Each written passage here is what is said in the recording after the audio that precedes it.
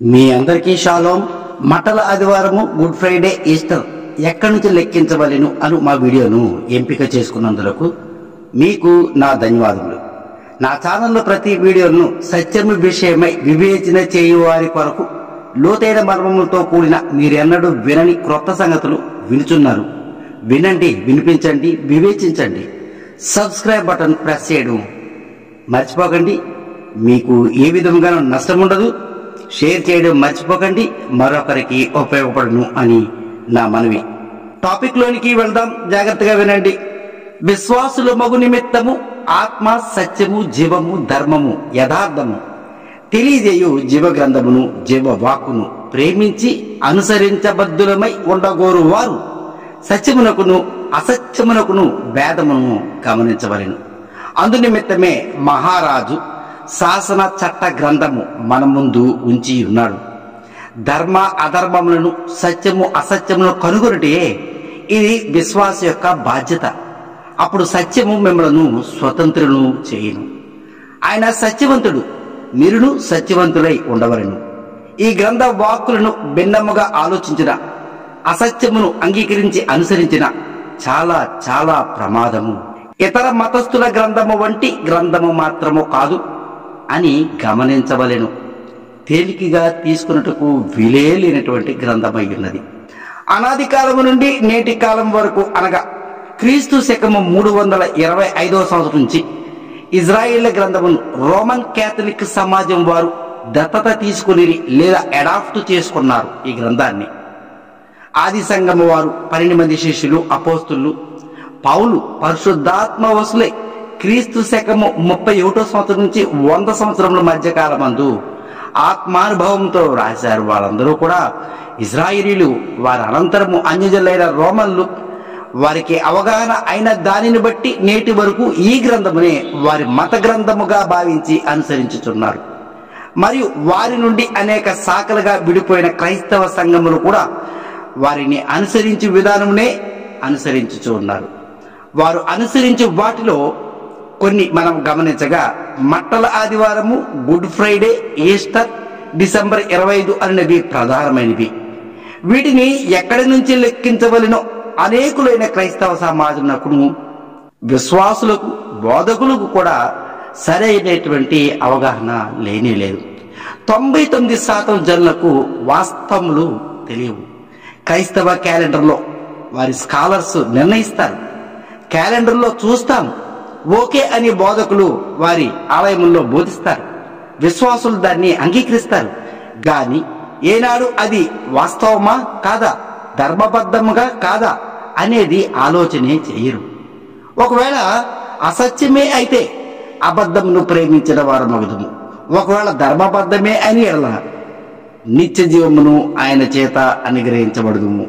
సత్యము అసత్యము ముందుగా ఎవరికి వారు పరీక్షించుకొనవలని కదా. విశ్వాసికి వాక్యముపై మంచి పట్టు ఉండవలని కదా. పొరపాటున నరకాగ్నికి పోయిన ఎడల మనలను విడిపించుటకు మన బోధకులు మన వెంట రారు. అనగా వారు కూడా మనతోనే నరకాగ్నిలో పడవేయబడుదురు కదా. కావున అశ్రద్ధ, అజాగ్రత్త ఎంత మాత్రము విశ్వాసికి ఉండరాదు. అందుకని పూర్ణ హృదయముతో వివేచించమని ఆజ్ఞగా వాక్యము సెలవిచ్చుచున్నది. మొట్టమొదటిగా మట్టల ఆదివారము, గుడ్ ఫ్రైడే, ఈస్టర్ అన్నవి ఘనముగా ప్రపంచమంతా ఆచరించడానికి అవి పండుగలు కానే కావు. పండుగలుగా ఆచరించమని క్రొత్త నిబంధనలో చెప్పబడలేదు. ఆది సంఘముల వారు ఎన్నడూ ఆచరించినటువంటి దాఖలాలే లేవు. అభిషక్తుని దినముల్లో ఇదే దినమున ఈ కార్యము జరిగినది అని జ్ఞాపకము చేసుకోవలసింది మాత్రమే. సరే, క్రైస్తవ సమాజం కూడా జ్ఞాపకం చేసుకోవడానికి ఆచరించుతున్న ఆచారముగా భావించగలము.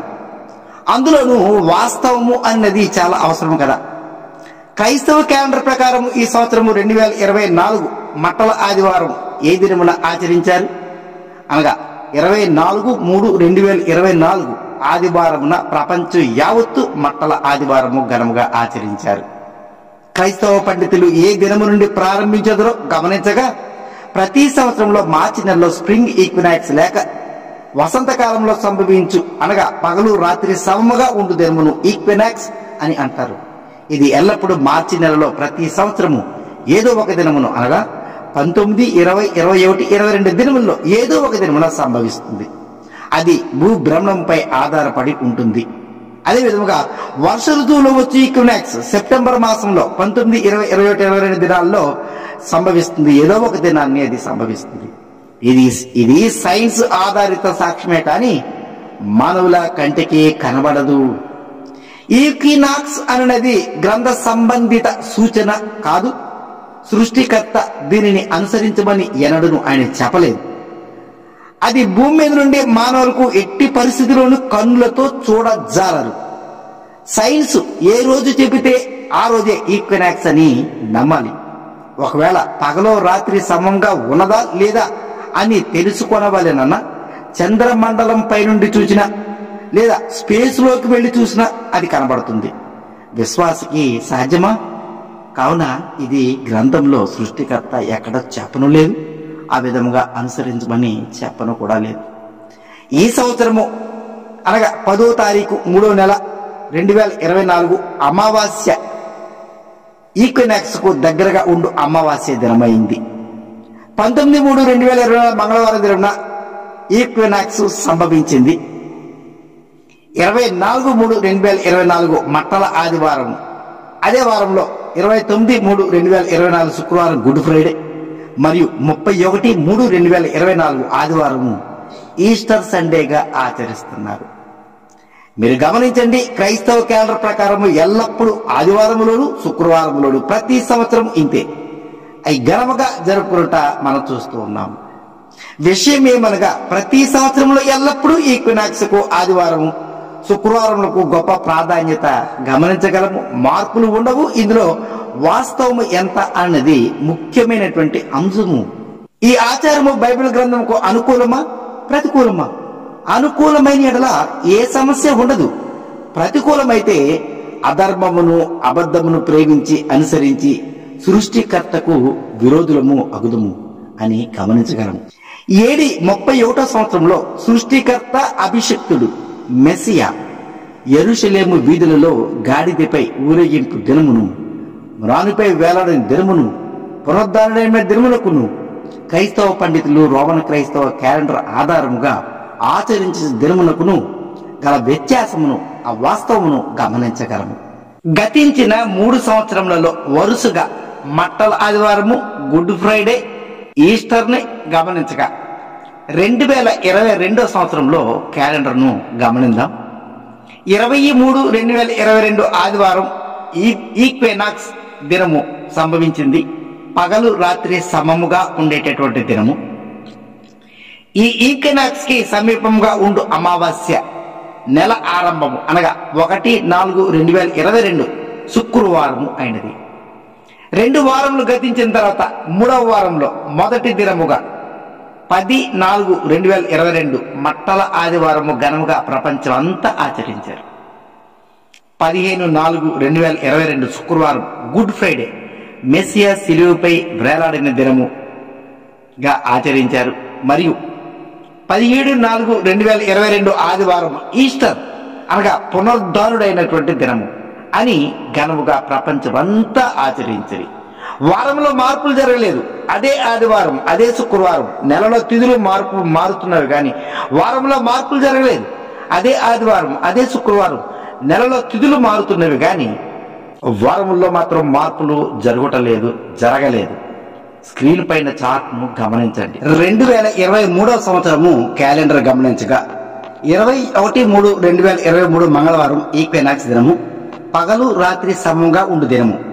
ఈ ఈక్వినాక్స్ కు సమీపంగా ఉండు దినమునకు అమావాస్య నెల ఆరంభ దినమైనది అనగా 21/3/2023 మంగళవారం అయినది.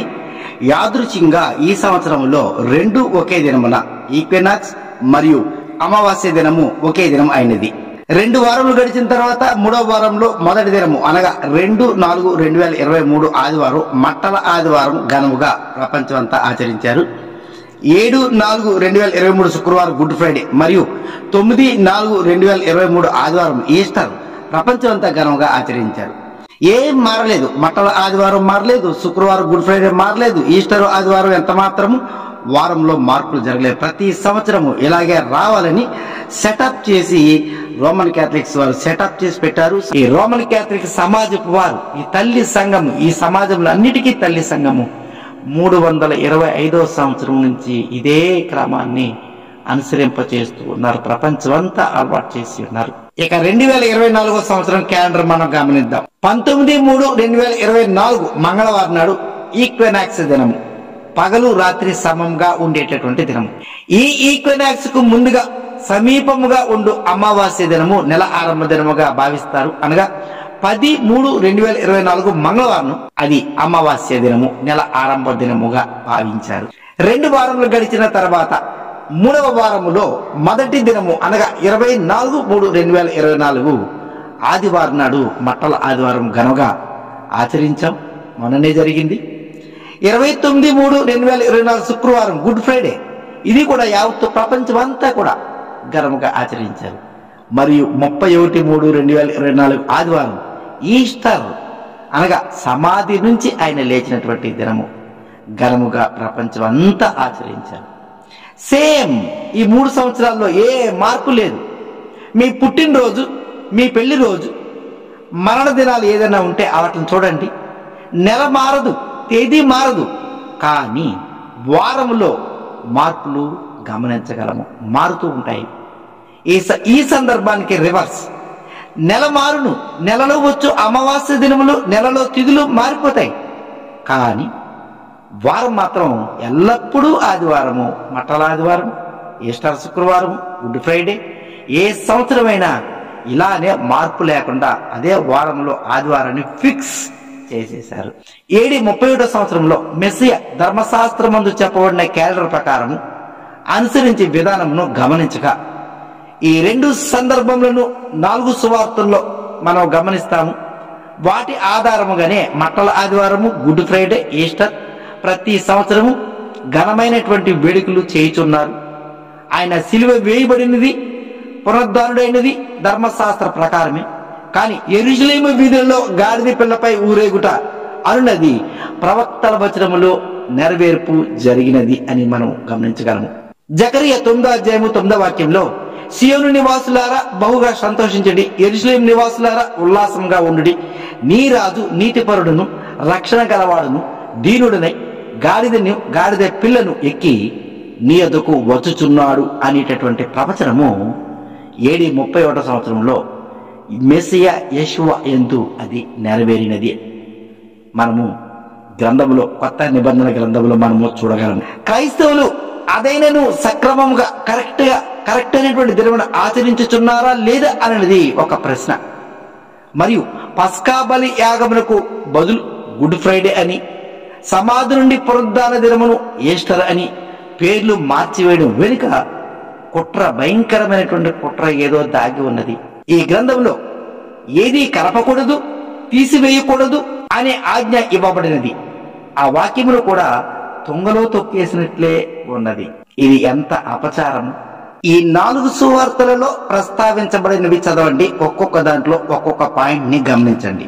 మత్తయి సువార్త 21వ అధ్యాయము 1వ వాక్యం నుంచి 10వ వాక్యం వరకు, మార్కు 11వ అధ్యాయము 1వ వాక్యం నుంచి 11వ వాక్యం వరకు, లూకా 19వ అధ్యాయము 30 నుంచి 38 వరకు, యోహాను సువార్త 12వ అధ్యాయము 1వ వాక్యం నుంచి 16వ వాక్యం వరకు చదవండి. అది 81వ సువార్త సంవత్సరం ప్రారంభమైంది. ప్రారంభ వారము అనగా ఆ వారంలో 7 సంవత్సరములు ఉంటాయి. 7 సంవత్సరంలో మొదటి సంవత్సరము అనగా ఇంగ్లీష్ క్యాలెండర్ ప్రకారం AD 27వ సంవత్సరంలో ఆయనకు సరిగ్గా 30 సంవత్సరములు నిండినవి. మరియు ఆయన యోహాను చేత బాప్తిసం తీసుకున్నారు. అదే సంవత్సరంలో బోధించడం ప్రారంభించారు. AD 37వ సంవత్సరం నాటికి 3.5 సంవత్సరంలో బోధను పూర్తి చేసి వేసేది. 31వ సంవత్సరంలో వసంతకాలము ప్రారంభమైంది. మరియు మోషే రాసిన ధర్మశాస్త్ర ప్రకారం అబీబ్ మాసం మొదటి దినమును పౌర్ణమి చంద్రుడును మరియు అబీబ్ నక్షత్రమును లేదా స్పికా నక్షత్రము లేదా బ్లూ స్టార్ అని పిలుస్తారు. ఈ 2 ఆకాశమందు సూచనగా ఇవ్వబడినవి. కావున పౌర్ణమి చంద్రుడును అబీబ్ నక్షత్రమును కన్నులతో చూసి గమనించి అదే దినమున నెల ఆరంభము మరియు మొదటి దినమని లేవీలు కొమ్ము ఊది జనులకు ధర్మశాస్త్ర ప్రకారంగా తెలియపరిచెదరు. మనము AD 37వ సంవత్సరంలో ఆకాశమందు సూచనను మనం గమనించగలము. 27/3/31 సంవత్సరము మంగళవారం సాయంత్రం 6:17 నుండి 47 నిమిషాల వరకు మధ్యలో మొదటి నెల మొదటి దినమని ఒక సూచనగా తెలియజేయుచున్నది. మొదటి నెలకు సూచనగా ఇవ్వబడిన కన్యా రాశి నక్షత్రము సముదాయమును గమనించండి.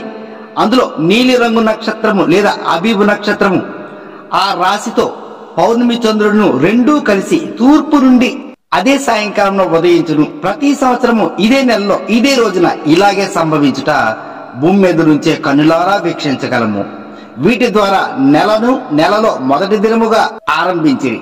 మోషే కాలంలోను న్యాయాధిపతులు, రాజులు, ప్రవక్తలు, అపోస్తులు, ఆది సంఘముల వారు మోషే ధర్మశాస్త్రమందు చెప్పబడిన విధంగా అనుసరించేవారు. ఇవి పురాతన మార్గంలో అయి ఉన్నవి. మరి ఈనాడు అదే గ్రంథం చదువుతున్న తల్లి సంఘమైన రోమన్ క్రైస్తవులు, పిల్లల సంఘమైనటువంటి ఇతర డినామినేషన్లు సూర్యగమన మానవ క్యాలెండర్ను అనుసరించి వాక్యమునకు వ్యతిరేకంగా అవలంబించిరి. అదే పొరపాటు విశ్వాసులు చేస్తున్నారు. మెస్సియా AD 31వ సంవత్సరంలో అనగా పస్కా నెలలో యెరూషలేము వీధుల్లో గాడిదపై కూర్చుని ప్రవేశించిన దినమును గమనించగా యోహాను సువార్త 12:1 వాక్యంలో, కాబట్టి యెషువ తాను మృతులలో నుండి లేపిన లాజరు ఉన్న బేతనీకు పస్కా పండుగకు 6 దినముల ముందుగా వచ్చెను. అక్కడ వారు ఆయనకు విందు చేసిరి. మొదటి నెలలో 8వ దినమైన మొదటి విశ్రాంతి దినమున లాజరు గృహములో సబ్బాతు విందు చేశారు. ఆ రోజు రాత్రి అతనే బస చేశారని భావించగలము. మరునాడు అనగా 2వ వారం ప్రారంభమైంది. 2వ వారం మొదటి దినమున యెరూషలేమునకు బయలుదేరారు. సరిగ్గా ఈ దినమునే క్రైస్తవులు మట్టల ఆదివారంగా భావిస్తారు. మొదటి దినము అనున్నది అది సత్యమే, కానీ నెలలు మారిపోతాయి. వారం మాత్రం ఆదివారమే ఫిక్స్ చేయబడ్డాయి. సృష్టికర్త క్యాలెండర్ విధానం బట్టి కన్యా రాశిని పౌర్ణమి చంద్రుడును సూచనగా చూడడం మాని దాని స్థానంలో ఈక్వినాక్స్ మరియు వెలుగు ఏమాత్రము లేని చీకటి అమావాస్య నుండి నెలలను లెక్కించి మొదటి వారంలో ఏ రోజు ఆదివారం అయినదో అదే మట్టల ఆదివారంగా భావించి అనుసరించుతున్నారు. నిజమునకు ఏటేటా ఘనముగా ఆచరించమని వాక్యము చెప్పని దానిని దైవము నియమించని నియమమును అవలంబించుతూనే ఉన్నారు. ఆయన తీర్పులు యుగ సమాప్తి యందు ఉన్నవి కావున వెంటనే శిక్ష పడకపోవుట వలన ఏమీ కాదులే అనేటటువంటి భావము కలిగినటువంటి వారే ఉన్నందున వారు తీసుకుని నిర్ణయము దైవాభిష్టముగా భావించడం వలన పెద్ద తప్పిదము చేసి ఉన్నారు అని మనము గమనించగలము. అసలు కారణం ఏమనగా యూదులపై ద్వేషము, కక్ష, పగ, కోపము చొప్పున వారు అనుసరించిన విధానము లేక మాదిరి అనుసరించుట ఇష్టత లేకపోవట చేత వారి మార్గమును అనుసరించరాదు అనేటటువంటి భిన్నమైన పద్ధతిని లోకమందు ప్రవేశపెట్టి ధర్మశాస్త్రములకు వ్యతిరేకముగా ఆచరణలో పెట్టారు. గాని సృష్టికర్త వద్ద నుండి వచ్చు శిక్షా విధికి ఏమాత్రము భయపడలేదు. ఈనాటికి ఆయన వాక్కునందు విశ్వాసము లేని వారిగానే విశ్వాసులు అలాగే ఉన్నారు, బోధకులు కూడా అలాగే ఉన్నారు. యోహాను సువార్త 12:12 వాక్యంలో, మరునాడు ఆ పండుగకు వచ్చిన బహు జన సమూహము యెషువను యెరూషలేమునకు వచ్చుచున్నాడని విని, యోహాను సువార్త 12:13 వాక్యంలో, ఖర్జూరపు మంటలు పట్టుకుని ఆయనను ఎదుర్కొనబోయి జయము ప్రియుడి పేరట వచ్చుచున్న ఇజ్రాయేల్ రాజు స్తుతించబడును గాక అని కేకలు వేసిరి. వీడియో విజువల్స్ గమనించండి. రోమన్ క్రైస్తవ క్యాథలిక్ క్యాలెండర్ ను సృష్టి క్యాలెండర్ తో కలిసి గమనించండి. AD 31వ సంవత్సరము అది 81 సంవత్సరం ప్రారంభం. ఇంగ్లీష్ క్యాలెండర్ ప్రకారము యెరూషలేము వీధుల్లో ఆయన సంచారమును మట్టల ఆదివారం అని, సిలువ వేయబడిన దినమును గుడ్ ఫ్రైడే అని, పునరుద్ధాన దినమును ఈస్టరు అని భావించి మార్పులు చేసినవి వరుసగా గమనించగా AD 31వ సంవత్సరంలో 28/3/31 సంవత్సరం బుధవారము పగటి భాగం నుండి నీసాన మాసంలో మొదటి దినము ఆరంభమైంది. 4/4/31 సంవత్సరము మంగళవారం ఆ నెలలో 1వ సబ్బాత్ జరిగినది. ఆ రోజున లాజరు గృహంలో సబ్బాత్ విందు చేశారు. మరునాడు అనగా 2వ వారంలో మొదటి దినమున అనగా 5/4/31 సంవత్సరం గురువారం అనగా నీసాన మాసం మొదటి నెల 2వ వారంలో 1వ దినముగా గుర్తించండి. పస్కా పండుగకు 6 దినముల ముందు యెరూషలేము వచ్చారు. దేవాలయం ఎదురుగా ఉన్న ఒలీవ కొండ వద్దనున్న బెత్సగే బేతనియా అను ప్రాంతమునకు వచ్చారు. అదే దినమున ఇద్దరు శిష్యులను బేతనియా గ్రామమునకు పంపారు. కట్టబడిన గాడిద దాని పిల్లను యెషువ యొద్దకు తీసుకుని రమ్మని అన్నారు. ఆ శిష్యులు ఇద్దరు తీసుకుని వచ్చారు. ఈ సందర్భము రెండవ వారంలో అనగా 7 దినముల మధ్యలో అనగా 6/4/31 శుక్రవారం అనగా రెండవ వారంలో 10వ దినము అనగా రెండవ వారంలో రెండవ దినము పస్కా గొర్రె పిల్లగా ఎంపిక చేసుకున్నారు అనగా రెండవ దినముగా గుర్తించగలము. నిసన్ మాసంలో 11వ దినము అనగా సృష్టి క్యాలెండర్ ప్రకారము రెండవ వారంలో 3వ దినము 7/4/31 శనివారంగా గుర్తించండి. నిసన్ మాసం 12వ దినము అనగా రెండవ వారంలో 4వ దినముగా గుర్తించండి. 8/4/31 ఆదివారంగా గుర్తించండి. నిసన్ మాసంలో 13వ దినము అనగా రెండవ వారములో అనగా 5వ దినముగా 9/4/31 సంవత్సరము సోమవారముగా గుర్తించండి. ఈ రాత్రి దినమునే సైనికులు మెస్సేను బంధించిన దినముగా గుర్తించగలము. నిసన్ మాసం 14వ దినము అనగా రెండవ వారములో 6వ దినము 10/4/31 సంవత్సరము మంగళవారం ఉదయం పేతురు 3 సార్లు బొంకడం, యాజకులు మహాసభలో పొంతు పిలాతు మహారాజుల ఎదుట సమక్షములో నేరారోపణ చేయడం, సిలువ వేటుకు తీర్మానం చేయడం, పగలు 9 గంటలకు హింసించడం, మధ్యాహ్నం 12 గంటలకు సిలువపై వేలాడదీయడం, 3 గంటల వరకు ఆ దేశమంతా చీకటి కమ్మడం, భూకంపం రావడం, దేవాలయపు తెర 2గా చెరగడం, సమాప్తి అని పలకడం, సైనికులు బల్లెములతో డొక్కలో పడవడం, అతను చనిపోలేదని గుర్తించడం, చనిపోయాడని అందరినీ భ్రమింపచేయడం, చీకటి పడి సమయం కాబోతున్నందున త్వరపడి శిలువ మీద నుండి దింపివేయడం, బ్రతికి ఉన్న యేషువా మెస్సీను సమాధిలో ఉంచడం అనే కార్యములు జరిగినవి. విచిత్రం ఏంటంటే బ్రతికి ఉన్న సృష్టికర్తను మరణించిరని ప్రచారము యూదులు చేశారు. అన్యజనులైన రోమన్ క్రైస్తవులు కూడా కలిసి వ్రాతపూర్వకంగా ప్రచారంలో లోకమంతా ఆయన చనిపోయాడు అనేటటువంటి నమ్మబలికారు అని నమ్మించి భ్రమింపచేశారు. మన రూపం ధరించిన ఆత్మజుడు ధర్మజుడు ధర్మాత్ముడు జీవాధిపతి కరుణ కృప కలిగినటువంటి జీవాధిపతి అయిన సృష్టికర్త ఏ పాపము చేయని ఆయన ఎలా చనిపోతాడు? ఆయనకు మరణమా? ఆయన ఏమైనా మానవ బీజంతో జన్మించినటువంటి మానవుడా అనే సోయ ఏ మాత్రము ఏ మనిషికి, ఏ బోధకుడికి, ఏ విశ్వాసకి లేకపోవడము ఆశ్చర్యము కలిగించుచున్నది. పాపము చేయవాడే మరణించును అనేటటువంటి ధర్మశాస్త్ర సత్య జీవ వాక్కునందు నమ్మిక లేకపోవడమే కదా అబద్ధమును అసత్యమును ఎలా నమ్ముతున్నారు? ఈ జరిగిన సందర్భం అంతా లేఖనానుసారంగా ప్రవక్తల వచనముల నీతి ప్రకారంగా 81వ సునాద సంవత్సరంలో మొదటి వారము అనగా ఆ వారంలో 7 సంవత్సరాలు ఉంటాయి. ఆ 7 సంవత్సరములలో అర్ధవారం అనగా 3.5 సంవత్సరములలో ఆయన బలియాగమును నిలిపివేసెను.